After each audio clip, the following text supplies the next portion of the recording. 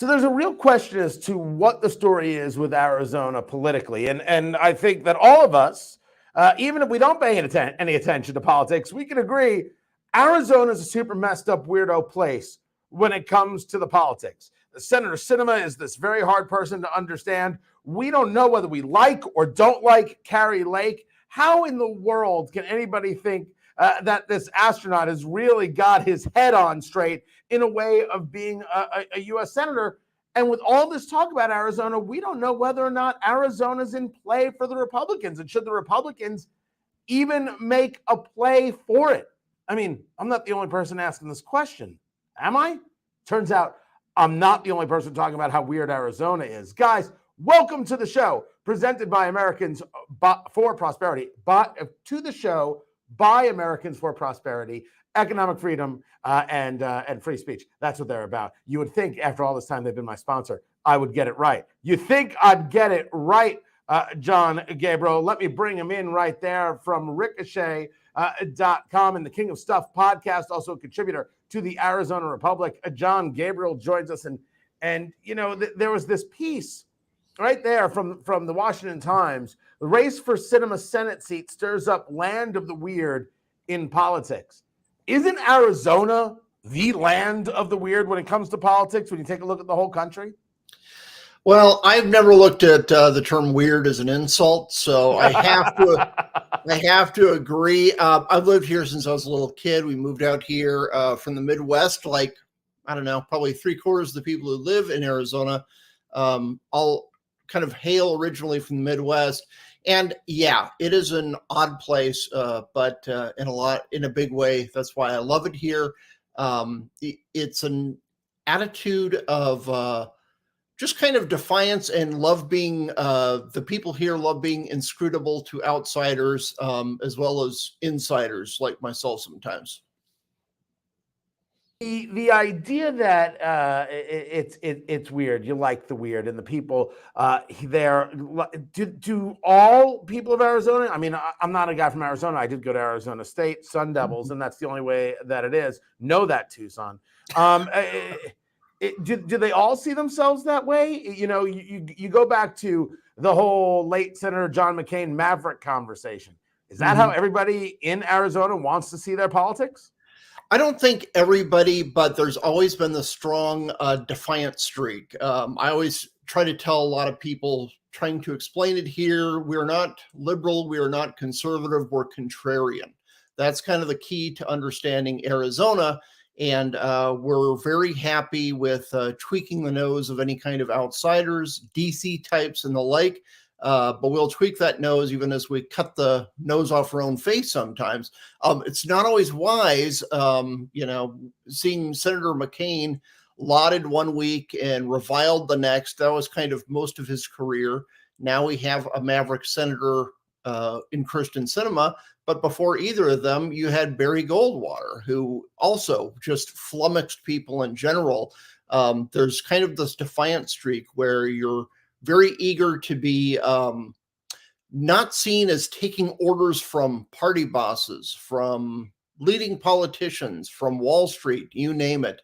Always wanting to be the outsider, sticking it to the man, as it were. And it's crazy because sometimes it's kind of fun. Other times, even most of the people here are like, oh my gosh, would you just vote normally? Act like a normal human being for once. So, I mean, let's talk voting normally. And before we get into the Kari Lake stuff and what we think we're going to see in 24, you talk about someone like Senator Sinema, who, when she was running, the conversation was, this was a woman who was on the side of the communists, the propaganda that she was pumping out there. Then she gets to the Senate and you find out that while she votes for things that I clearly do not like, she's actually willing to slow the whole process down to make sure that she's getting listened to and that she's listening to others. That is considered amongst Arizona standards as, yeah, that's exactly what we want.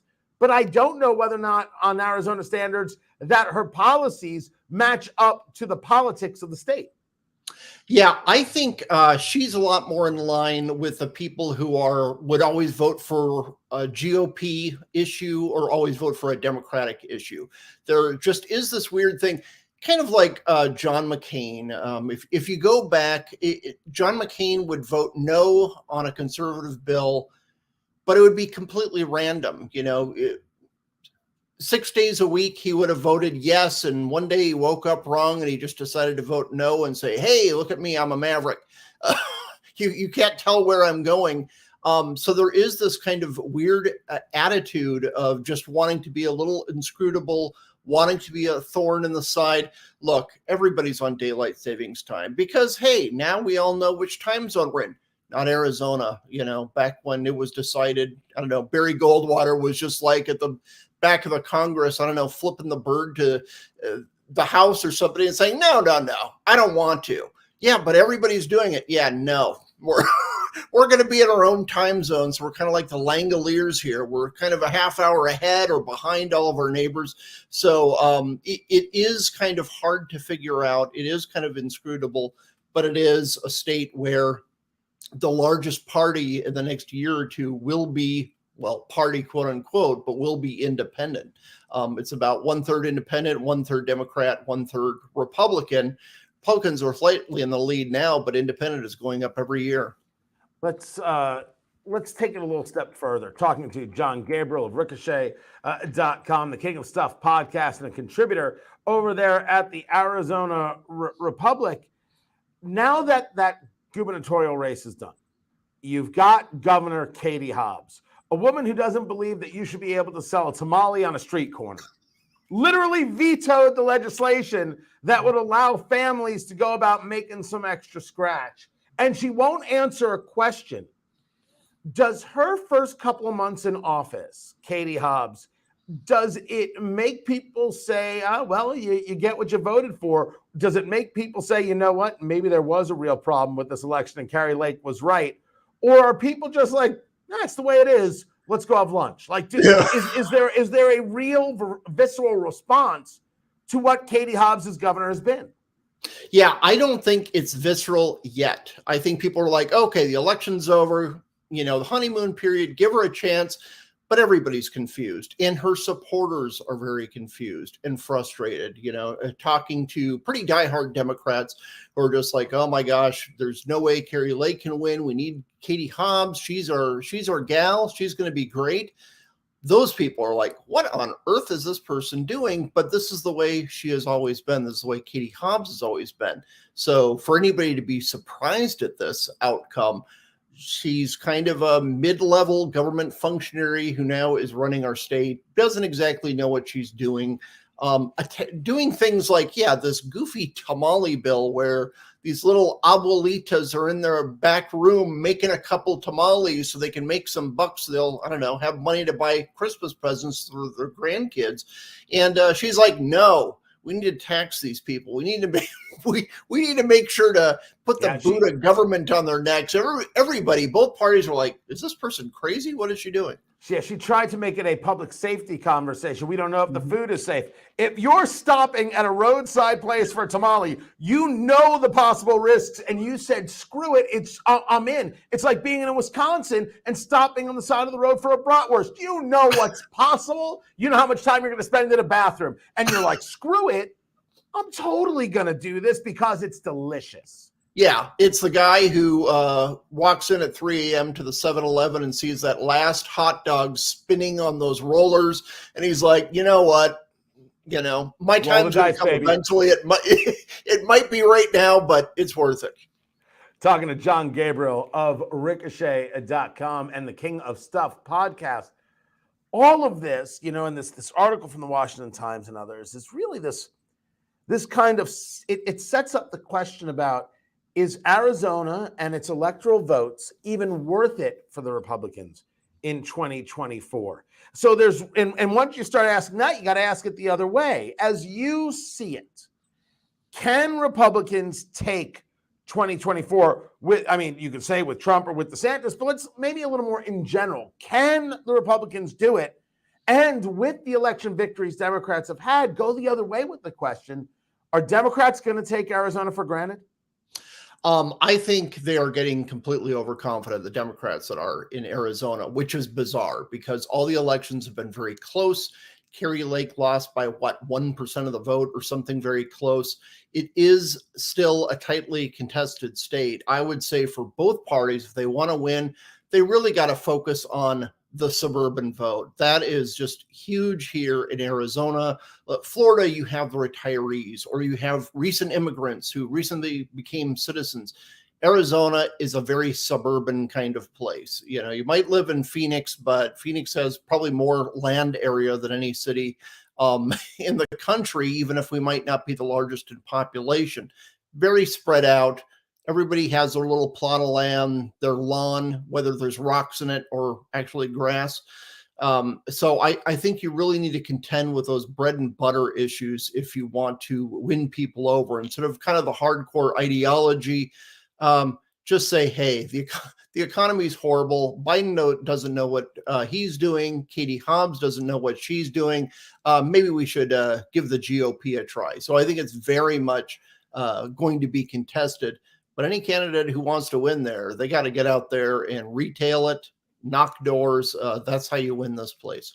How much is the border a mover for the Arizona voter? Because I would take a look at that gubernatorial race and say, if it really was, nobody votes for Katie Hobbs. If protection on the border is a real mover, is it? And is the Hobbs Lake election nothing more than an enigma that should be really put to the side? Yeah, Lake Hobbs was a very odd race, and I was thinking Lake would have enough to pull it off, but you came up 1% short, like I said.